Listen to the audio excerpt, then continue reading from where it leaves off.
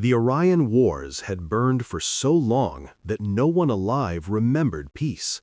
Entire generations had known only the sound of alarms, the flash of plasma across the void, the grim ritual of rebuilding fleets just to see them broken again.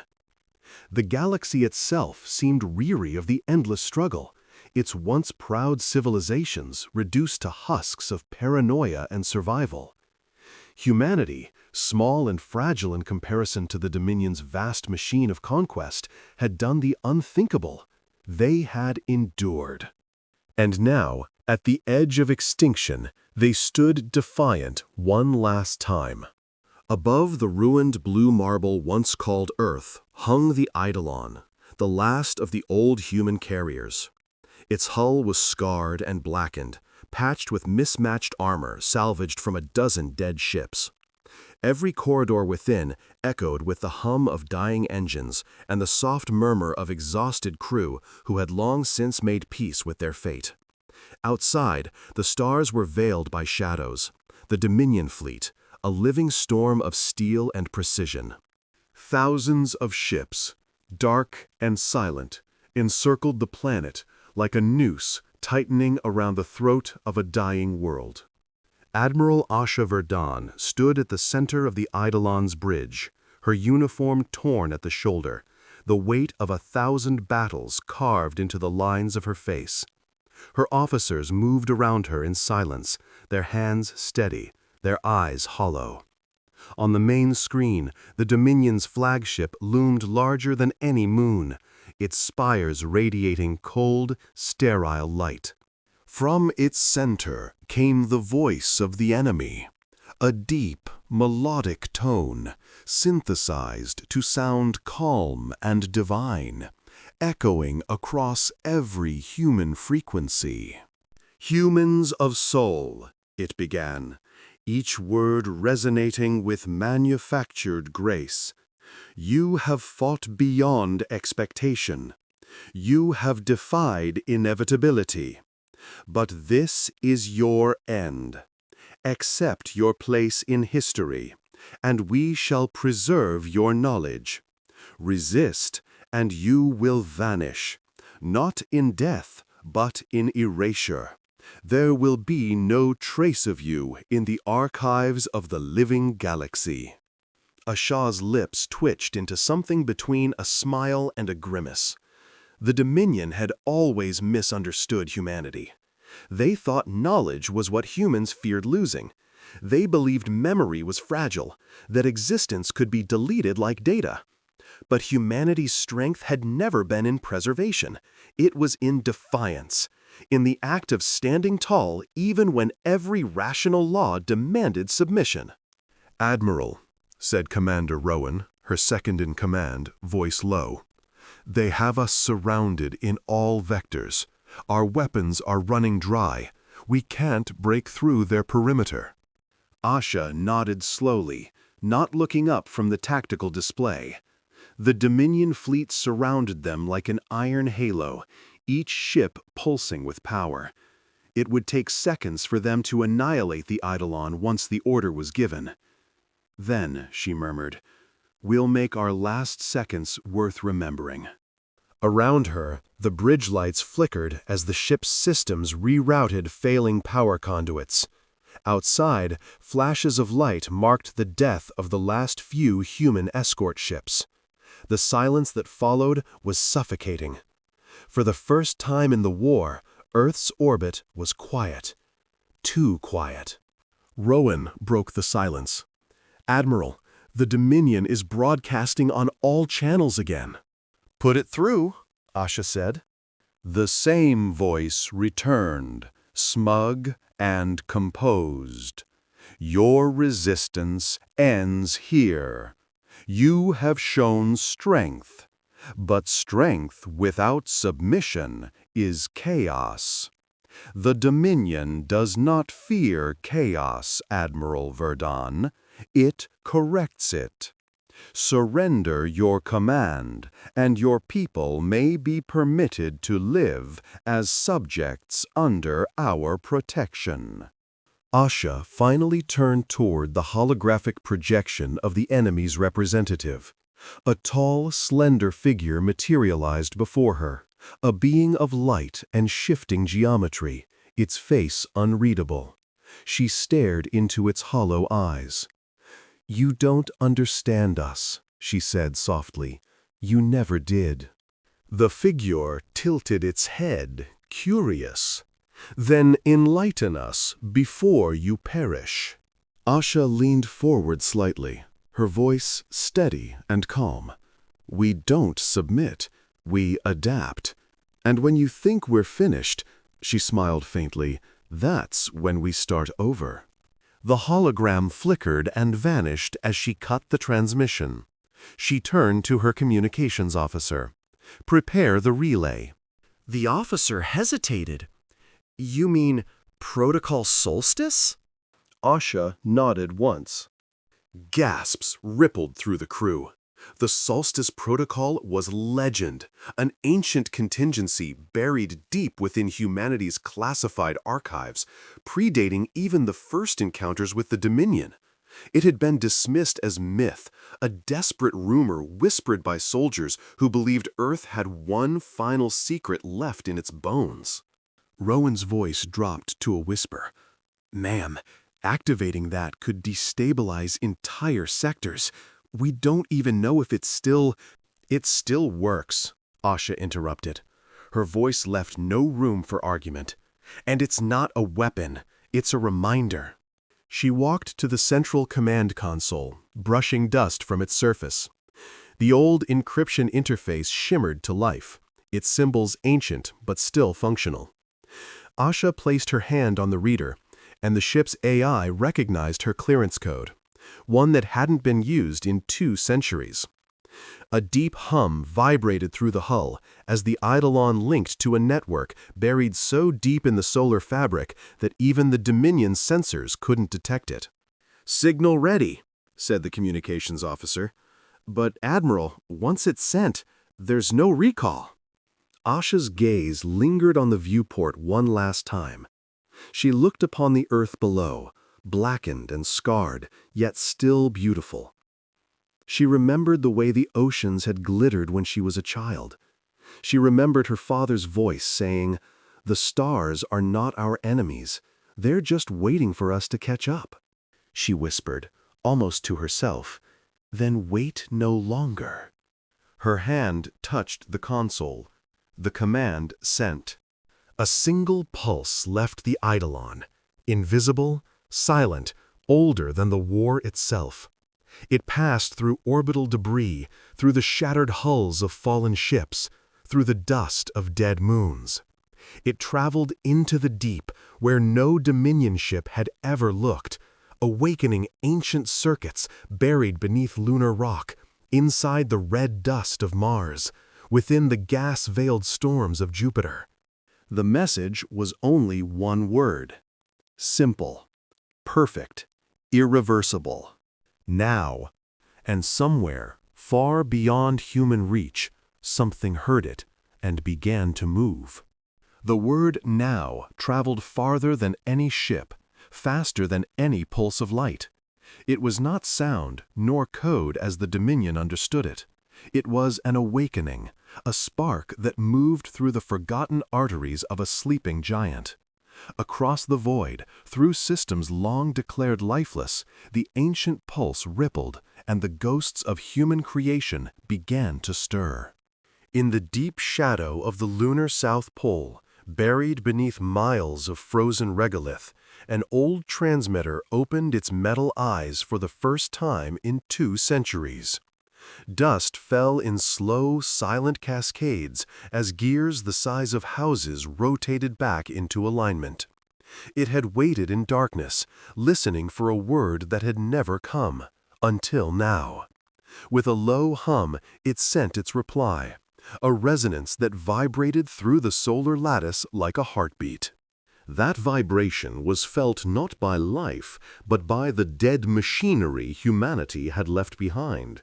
The silent relay stations orbiting Neptune, the deep-core reactors on Europa, the derelict mining barges in the Oort cloud. They all came alive, one after another, forming an invisible chain of awakening. Deep beneath Mars's surface, in caverns carved before the first Dominion scouts ever entered the system, human-built machines began to hum.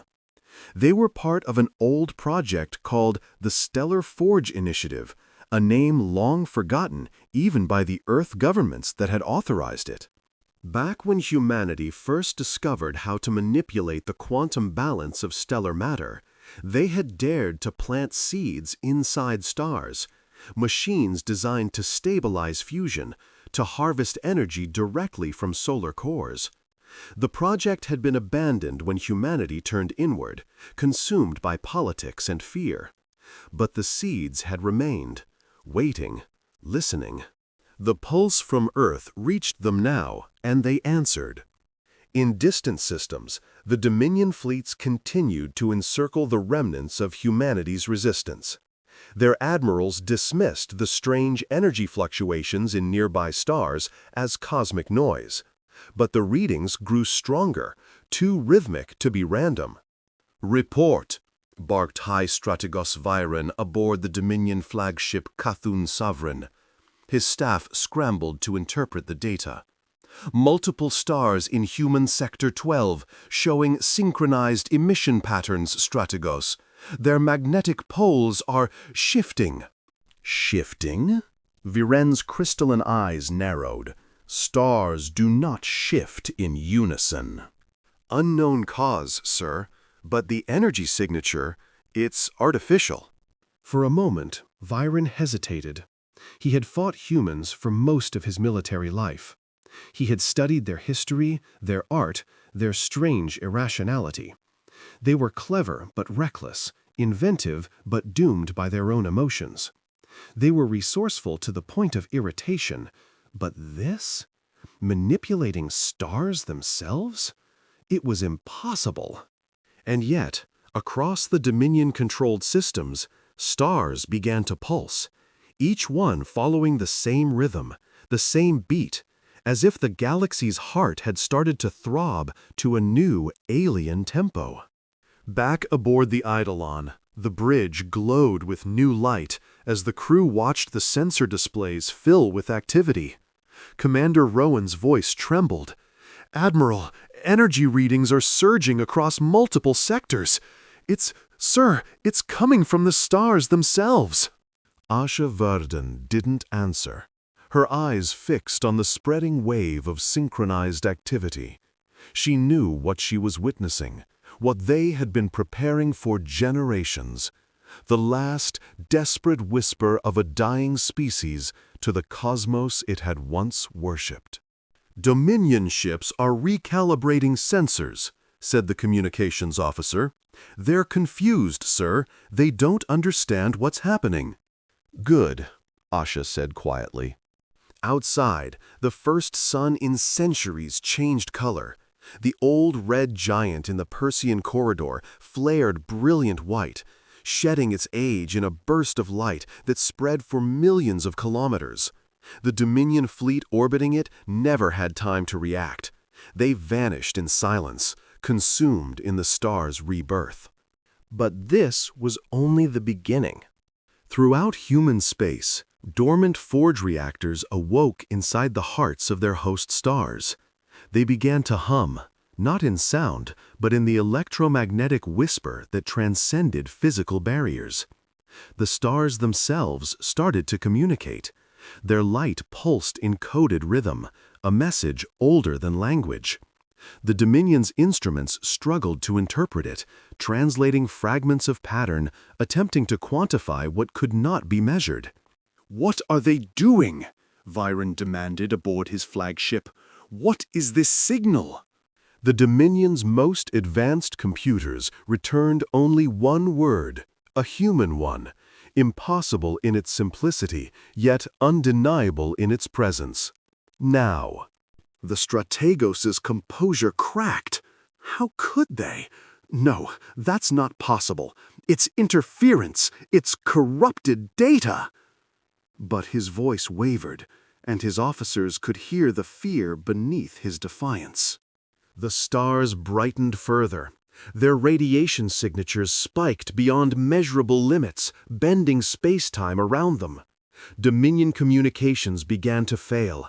Navigation systems lost calibration. Massive cruisers collided as gravitational harmonics shifted unpredictably. In minutes, entire fleets were blind and deaf, flailing in the dark. On the Eidolon, the crew watched with growing awe. The galaxy map shimmered like a living organism, stars pulsing blue-white in perfect sequence.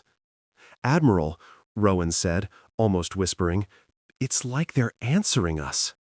Asha's voice was quiet, reverent. "They are." For the first time in living memory, humanity's presence echoed across the stars, not as noise, not as rebellion, but as command. The stellar forge reactors had become a neural web, a cosmic nervous system stretching across dozens of light years. Each star amplified the next, cascading energy along invisible conduits woven into the quantum fabric of space itself. And at the center of it all, Earth's long-dead transmitter kept pulsing, sending the same word again and again. Now, now, now.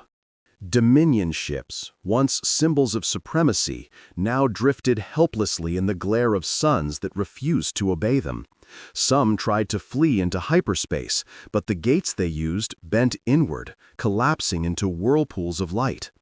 Others turned their weapons on the human fleet in desperation, but their targeting systems failed, their power cores sputtering out as the very radiation that fed them changed alignment. On the bridge of the Eidolon, Asha finally exhaled the breath she hadn't realized she was holding. The crew stared silently at the screen. The Dominion's formation had broken apart.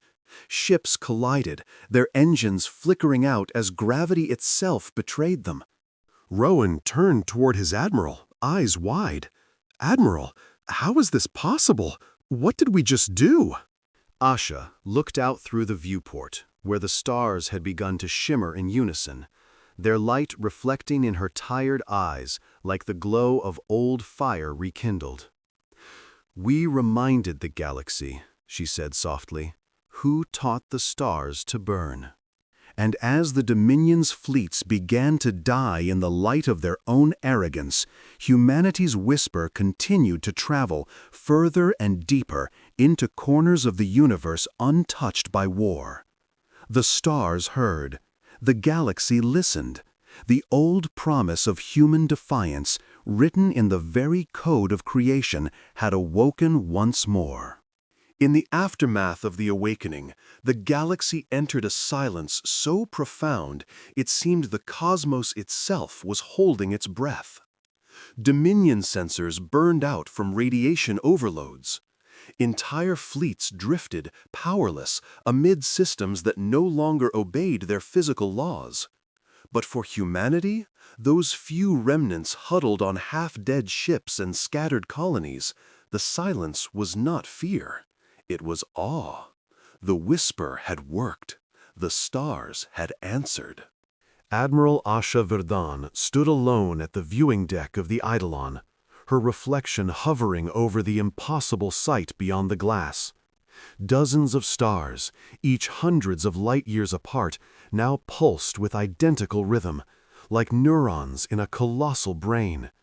She could almost feel the synchrony in her bones, a resonance that trembled through the hull, through her blood, through her very mind. The stars were awake. "What are they doing, Admiral?" Commander Rowan asked behind her, his voice unsteady. "They're changing." Asha's eyes did not leave the stars. "They're aligning." She had read the old texts, classified archives preserved in dying data vaults about the Stellar Forge Initiative. It was humanity's most reckless dream, a plan to turn the very stars into conscious defense systems. Theoretically, the forges could manipulate their plasma and gravity fields to create controlled flares, focused bursts of destructive light capable of annihilating entire armadas. But the initiative had been scrapped before full activation. No one had ever tested its sentience protocols. Until now. And yet, here they were, stars moving as if they shared one mind. Far across the Orion Spur, Dominion warlord Viren watched the phenomenon from his shattered flagship, his command decks flooded in blue emergency light. He had seen war in every form, biological, mechanical, gravitational, but this was something else entirely. His navigation officers shouted in panic.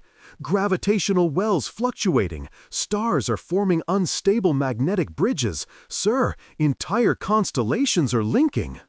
Viren stared at the display. He did not understand the human concept of fear, but for the first time he felt something very close to it. The Dominion's ships, once gods among the void, were being dwarfed by a celestial intelligence older and more deliberate than any machine. Back on the Eidolon, Rowan's console flickered. "Admiral, our deep sensors are picking up structures inside the stars." Asha turned sharply. "Define structures." "Magnetic lattice formations, hexagonal, expanding outward. They're building something, Admiral, something massive." In the heart of the stars, invisible to any normal eye, titanic shapes began to take form. Magnetoplasmic scaffolds weaving together like luminous armor. From their fusion cores, beams of condensed stellar matter erupted, lancing through the void like living weapons. They did not fire randomly. They aimed. Dominion fleets vanished, reduced to atoms before they even realized they were being targeted. But the beams didn't just destroy, they moved. Each flare bent around gravitational corridors, redirecting itself mid-flight, guided by something beyond conventional physics. It was precision on a scale no artificial intelligence could match. The stars themselves had become soldiers. Human transmissions lit up as ships across the resistance network received the impossible reports. Stellar mass discharges detected at Vega, synchronized with Procyon and Altair. Dominion outpost at Ceres, gone, vaporized. Starfields across Sagittarius are turning toward Dominion space. Every message carried disbelief. Every human who survived the Dominion's century-long suppression felt the same chill of realization. Something vast was fighting for them. "Admiral," said Rowan softly, "it's like they're protecting us." Asha nodded, though she didn't dare to speak. She remembered the message that had triggered it all. Humanity whispered now. It hadn't been a call for help, it had been a command. The forge systems, long dormant, had waited for authorization, an ancient key encoded in the human genome itself. Every star linked to the project had recognized it. The whisper wasn't just heard, it was understood. Meanwhile, deep in the Dominion capital system of Corval, the High Council gathered in panic. Holographic displays filled the chamber with holograms of dying stars and collapsing fleets. "The humans have triggered a forbidden weapon," hissed the Chancellor. "A stellar network beyond our comprehension." "No weapon," growled Viren, his holographic projection crackling. "This is not human technology alone. This is something they built with the universe. They didn't conquer nature, they convinced it." "Then destroy the source," screamed another counselor. "Find the command relay and end it." Viren's gaze turned distant. "You do not end the voice of a god once it has spoken." Back in human space, the celestial orchestra continued. Stars flared, aligned, and spun into complex harmonics, each pulse bending gravity and light into song-like patterns. Scientists aboard the Eidolon recorded the frequency sequences. They weren't random. They were language. Rowan stared at the data, awestruck. Admiral, the radiation waves form repeating phonetic patterns. It's almost like they're speaking back. Asha leaned over the console, eyes wide. "Translate it." Hours passed as machines tried to interpret the pulses. When the translation appeared, it consisted of a single phrase repeating endlessly across light years. "We remember you." Tears welled in Asha's eyes, though she didn't fully know why. The stars remembered. They remembered the hands that had forged them, the minds that had built their cores, the species that had once dared to ignite suns as casually as candles. Humanity had taught the stars to think, and now those thoughts were turning against their enemies. The Dominion attempted countermeasures, artificial gravity distortions, stellar stabilizers, quantum dampeners, but the forged stars adapted. Every weapon the Dominion fired was swallowed by bending light. Every energy burst redirected harmlessly into space. The Dominion's power was irrelevant in the face of creation itself. And still, humanity did not fully celebrate. Asha knew this power came at a cost. The forged stars were expending their lives to fight. Each pulse shortened their existence by centuries. Humanity's greatest allies were burning themselves to end a war that had outlived mercy. As the Eidolon passed through the shimmering nebula lit by the forge's brilliance, Asha placed her hand on the glass. "You're dying for us," she whispered, though she knew the stars could hear. Rowan turned toward her. "What happens when they're gone?" Asha closed her eyes. "Then we remember them. For in that moment, as half the galaxy burned in blinding, synchronized light, humanity understood what it had unleashed. Not vengeance, not destruction, but remembrance. The stars had become soldiers not because they were commanded to, but because they chose to. They remembered their maker's fragility and hope. They fought not for dominance, but for legacy. And as their light consumed the Dominion's dark fleets, one truth became undeniable. Humanity had never truly been alone. The stars they once looked up to for guidance had always been waiting to answer back. The war was no longer measured in battles or victories, but in silence. The kind that followed each blinding surge of light as another Dominion fleet ceased to exist. For weeks, the stars burned like living titans, their fury reshaping constellations, their pulses echoing through every system once conquered by alien hands. Yet, as the light faded, a new kind of quiet began to spread. The Dominion's presence was collapsing. Entire sectors had gone dark. Transmission hubs, once blaring with orders, were now ghost channels filled only with static.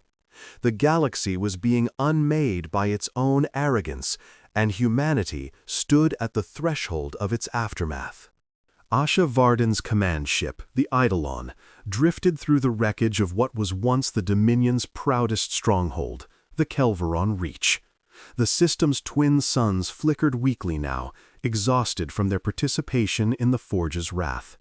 Around them floated the broken remains of war, ship husks, melted hulls, drifting corpses of machines that once believed themselves gods. Yet through that graveyard glimmered traces of something beautiful, light particles that shimmered in deliberate, rhythmic patterns, as though still keeping time with the distant stars. "Admiral," Rowan's voice broke the quiet. "Long-range scans confirm what we feared. The forged stars are destabilizing. Core densities are dropping. They're dying, ma'am." Asha's gaze remained fixed on the twin suns. They knew this would happen. Every pulse they fired was a death sentence. She had studied the Forge's theoretical models, and every one had concluded the same truth. Once awakened, the stars' fusion balance could not sustain consciousness for long. Their own awareness consumed them. The more they fought, the faster they burned. Humanity's saviors were committing suicide to erase their enemies. In the Dominion capital, chaos had replaced structure. The High Council's grand citadel was silent, its upper tiers shattered by gravitational disturbances. Viren, the warlord who had once commanded hundreds of fleets, sat amid the ruins of the council chamber, surrounded by holographic ghosts of his fallen commanders. Each had died screaming into the calms as the stars themselves turned against them. Now he watched the sky beyond his planet's shattered dome, watched as constellations rearranged themselves into strange geometries. He had learned something in the end. The humans hadn't created gods. They had become their language. Meanwhile, on the Eidolon, scientists struggled to maintain communications with the Forge network. The signals were weakening, scattering into bursts of cosmic radiation. Yet, occasionally, fragments came through, words, thoughts. We remember. We burn, so you may live. For every silence, a song. Each phrase was a farewell. The ship's communication officers worked around the clock, trying to respond. We can't just let them fade, Rowan protested. There must be a way to stabilize them, drain their output, redirect energy, anything. There isn't, Asha said quietly. They aren't machines, Commander. They're alive now. They've made their choice. As the last Dominion strongholds fell, humanity emerged from hiding. Refugee fleets signaled one another for the first time in centuries. Old colonies lit beacons in defiance of the night. The fractured species, broken and scattered for generations, was reuniting beneath the same burning sky. They whispered thanks to the stars, knowing the cost of their freedom. But deep in her heart, Asha couldn't shake a haunting thought. What would remain after the fire was gone? If the stars burned out, would humanity again be left in darkness? Or would they carry a piece of that light within themselves forever? Her answer came one night cycle later, when a transmission appeared on all frequencies, untraceable yet unmistakably human. The voice was old, older than she could place, its tone weary but calm. Admiral Verdun, it said. You do not know me, but I am part of the Forge Core design team. Well, what remains of it? Decades before the fall, we encoded a contingency. The stars are not merely dying, they are seeding. Their final flares are transmitting data, converting a consciousness into photonic codes. Those codes are scattering across the galactic medium. They're becoming part of the cosmic background radiation itself. The forges will not vanish. They will become the sky. The message ended, but its meaning struck Asha like thunder. The stars weren't just burning away. They were transforming. Every dying flare, every pulse of light carried fragments of their thought, their memory, their voice. And those fragments would travel forever, woven into the very fabric of the universe. Sir, said Rowan, barely whispering, that means they'll always be here. Asha smiled faintly. Yes, every time we look up. Still, the human fleet had to act. With the Dominion broken and the Forge stars fading, the galaxy teetered on the edge of collapse. Gravitational imbalances, radiation surges, power vacuums, these were the scars of victory. The Eidolon and her sister ships became shepherds of rebirth, guiding damaged worlds back into orbit, stabilizing jump lanes, rescuing survivors, human and alien alike. Some aliens, once Dominion slaves, now stood before Asha's command dais, their eyes filled with something she had never seen from their kind before: reverence. Your people spoke, said one elder of the Trask, his voice trembling, and the universe answered. We thought ourselves higher beings, but we see now, you humans were the only ones who listened to creation." "We didn't command the stars," Asha replied. "We reminded them who they were." As weeks turned into months, the once chaotic galaxy began to heal.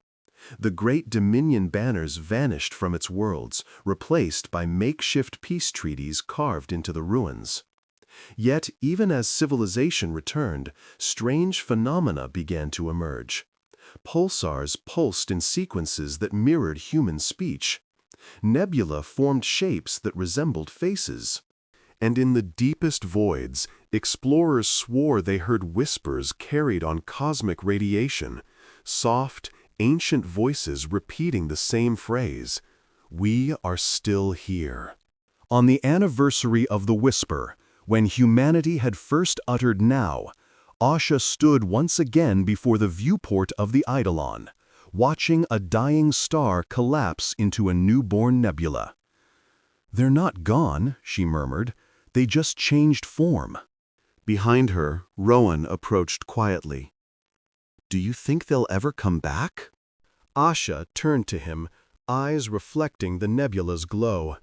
They never left. For in that silence, she understood the truth of what humanity had done. They had not only survived, they had taught the universe to remember. The stars that once burned for war now sang as guardians of memory, their light carrying echoes of humanity's will into eternity. And as their glow washed over her face, Asha realized that this was not an ending, but the beginning of something vast, something born not from conquest, but from connection. In the silence after fire, the stars had not died. They had become the universe's heartbeat, and it beat forever in rhythm with the human soul. Years passed, and the galaxy that once burned with fire and fury settled into an age of quiet reflection. The Dominion was gone, its fleets reduced to debris scattered across forgotten systems, its name a curse whispered only by those who survived its tyranny. The galaxies scarred by the Forge War now glowed with strange beauty, nebulae painted by the ashes of dying stars, auroras rippling through voids where suns had once burned.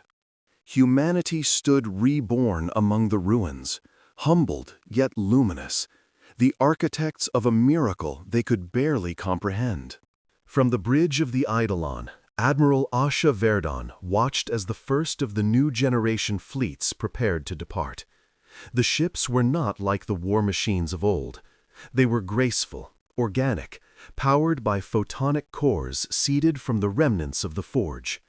Their hulls shimmered faintly with a light that seemed almost alive, responding to human touch, whispering faint frequencies that some swore sounded like voices in the dark.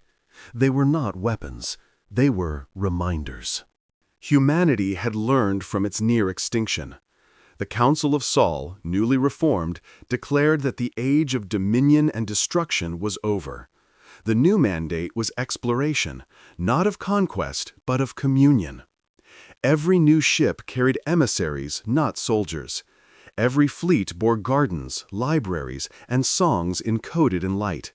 Humanity had become pilgrims again, seeking not power but understanding. And yet, beneath the quiet peace, the memory of what had been unleashed still lingered.